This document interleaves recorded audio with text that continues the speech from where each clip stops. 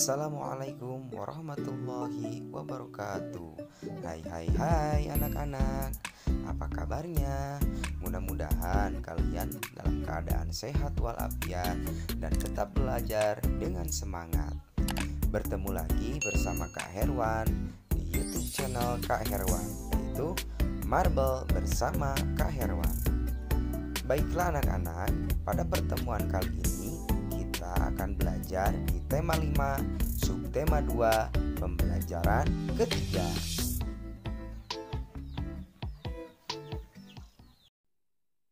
Sejak pagi hingga siang hari, hujan turun. Sore ini hujan telah reda. Cuaca terlihat mendung.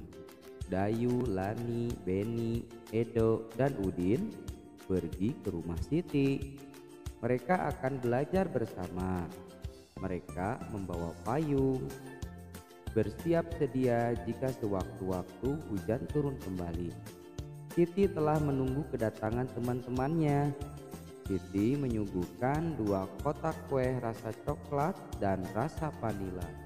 Wah, mereka disuguhi kue rasa coklat dan vanila.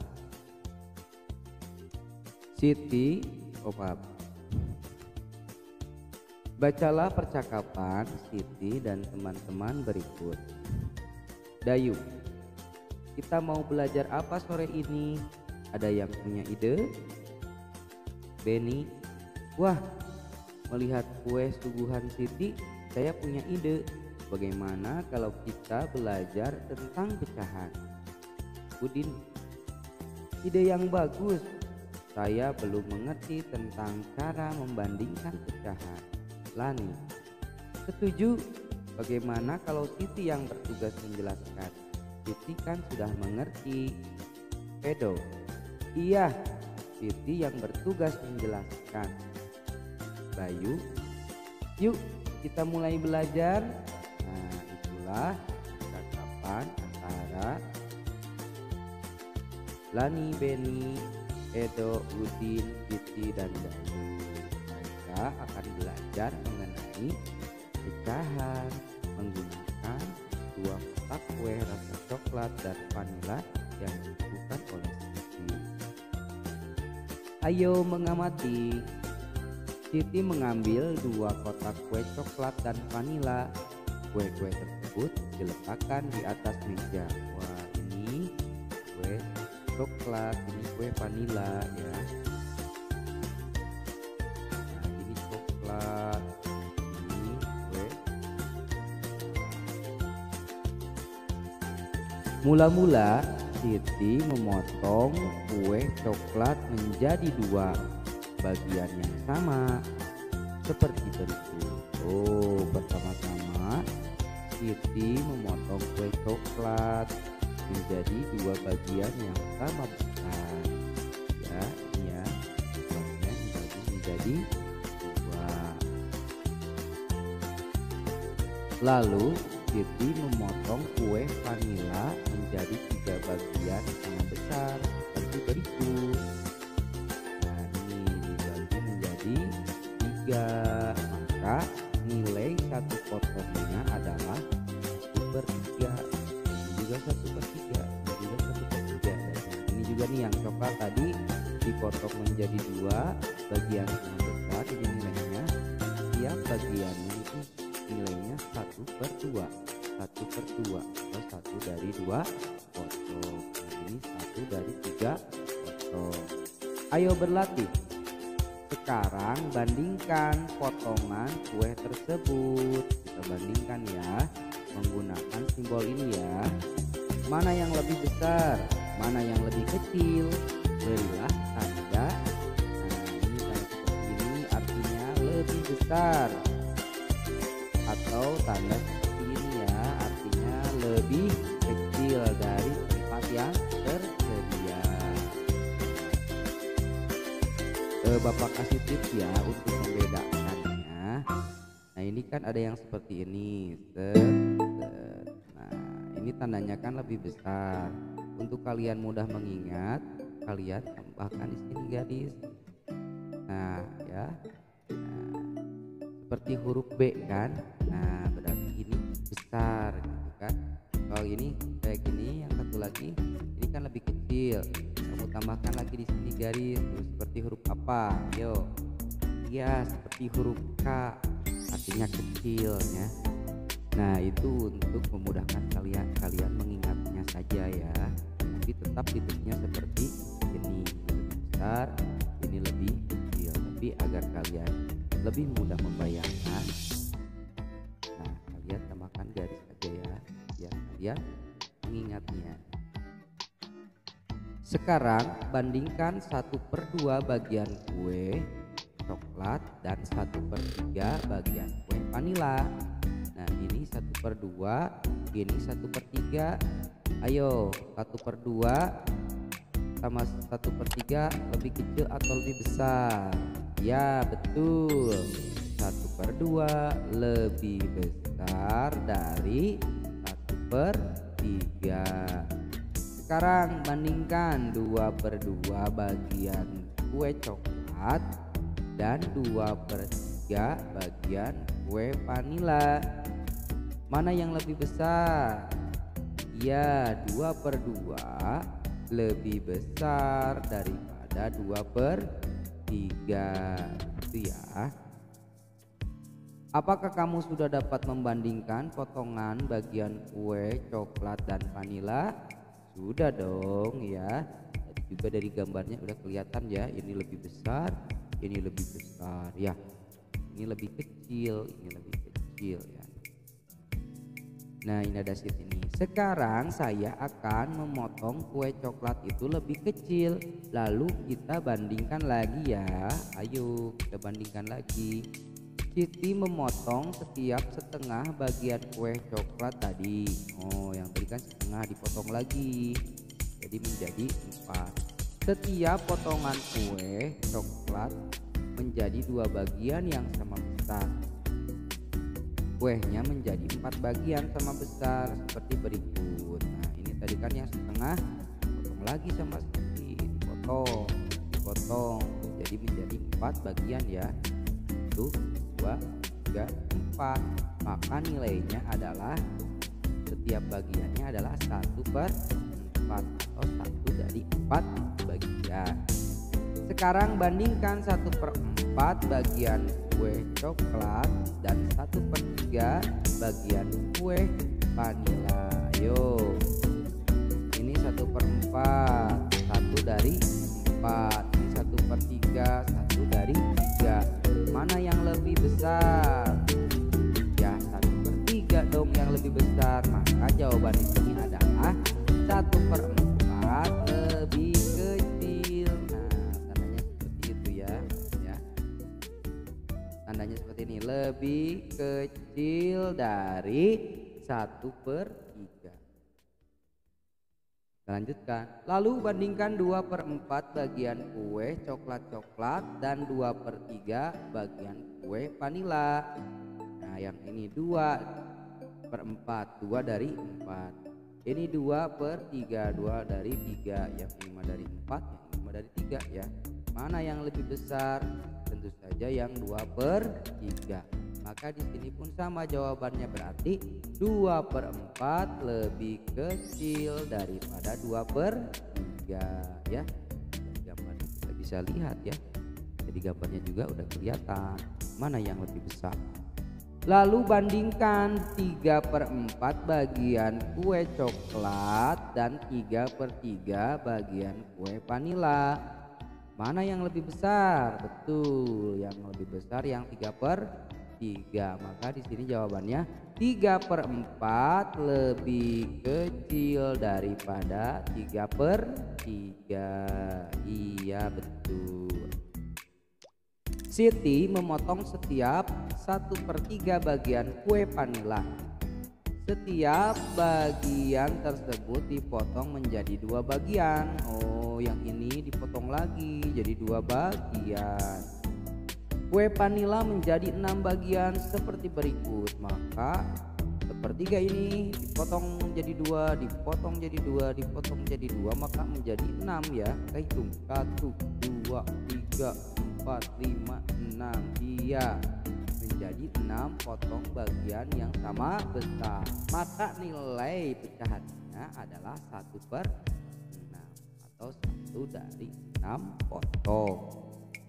Sekali lagi, bandingkan potongan-potongan kue tersebut, manakah yang lebih besar, manakah yang lebih kecil.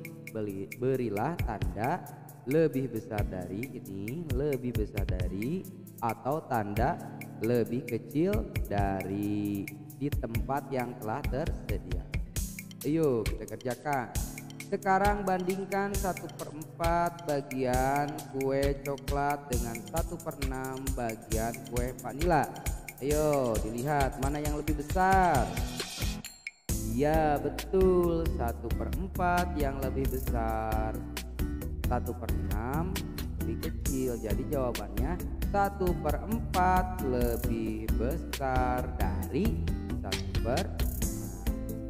Lalu bandingkan 2/4 bagian kue coklat dengan 2/6 bagian kue vanila. Ayo kita lihat mana yang lebih besar. Betul, yang lebih besar adalah 2/4. Maka jawabannya 2/4 lebih besar dari 2/6. Lalu bandingkan 3/4 bagian kue coklat dengan 3/6 bagian kue vanila. Kita lihat ya. Ya, kita lihat mana yang lebih besar. Betul, yang lebih besar adalah 3/4. Maka jawabannya 3/4 lebih besar dari 3/6. Kita lihat lagi. Terakhir, bandingkan 4/4 bagian kue coklat dengan 4/6 bagian kue vanila. Mana yang lebih besar? Kalian udah bisa jawab dong. Tentu saja 4/4 yang lebih besar daripada 4/6. Maka jawabannya 4/4 lebih besar dari 4/6. Nah, bagaimana? Apakah kamu sudah paham? Ini namanya perbandingan pecahan dengan pembilang yang sama. Manakah pecahan yang nilainya lebih besar, manakah pecahan yang nilainya lebih kecil? Apakah kesimpulannya? Mari kita amati sekali lagi.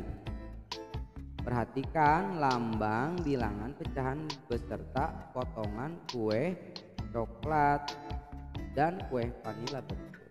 Ini 1/2, ini 1/3, ini 1/4, dan ini 1/6. Kalian bisa lihat ya, atasnya sama, ini namanya pembilang. Pembilangnya sama semua, 1, 1, 1. Yang bawahnya namanya penyebut, 2, ini 2, ini 3, ini 4, ini 6 ya. Ternyata bila penyebutnya lebih kecil, maka nilainya itu lebih besar ya. Perhatikan kan, semakin besar penyebutnya maka nilainya semakin kecil ya. Ini paling kecil.